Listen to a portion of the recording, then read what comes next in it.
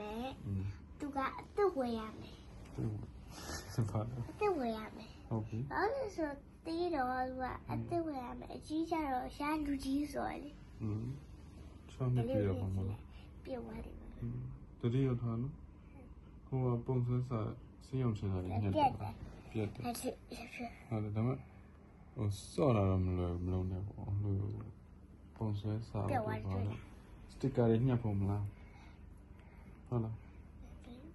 မလီလာအကကြီးကဘာဖြစ်ဒီကကြီးဘာဖြစ်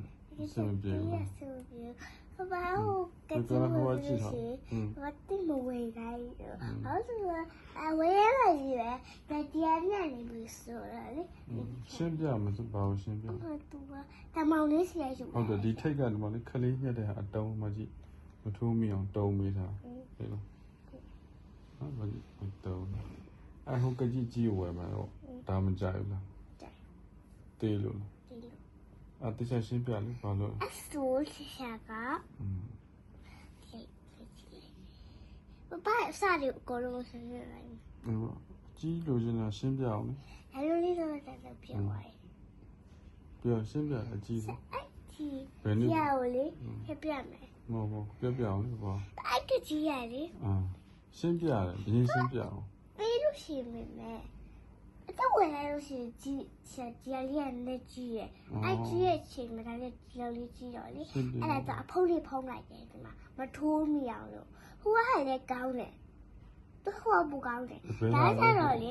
ဒါအဖုံးမပါတော့လေထိုးမိတယ်ဟိုဟာဆိုဘာလို့ပြောခုကကြီးအစ်ကကြတော့လေသူကဒါလိုအဖုံးလေးပါတယ်အဖုံးလေးပါတယ်ချိန်မှာသူကဒါလိုအဲ့လိုမထိုးမိတော့မထိုးမိတော့အကြီးဝယ်ချင်တာဘယ်တော့ဝယ်မှာ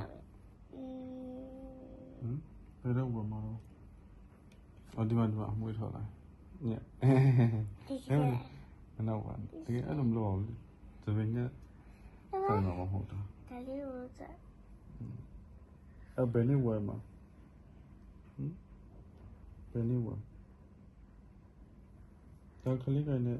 တရိုးကကြီးနဲ့တူရဲတာဟုတ်တယ်တရိုးကကြီးပြတ်တယ်6နှစ်ကျော်မှ6နှစ်ကျော်9နှစ်မှတိုင်ရတာလို့ပြောပြလာငယ်လူတိုင်မှာဆိုလို့ရှာအဲ့လေ6နှစ်ပြည့်တော့မယ်ဆိုလိုက်ဟာ6နှစ်ကျောင်းမှာလည်းအဲ့လိုလေးညံ့နော်စတစ်ကာလေးညံ့ဒါပေမဲ့ဆော့လို့မရနော်ဆော့လို့မရဟုတ်လေ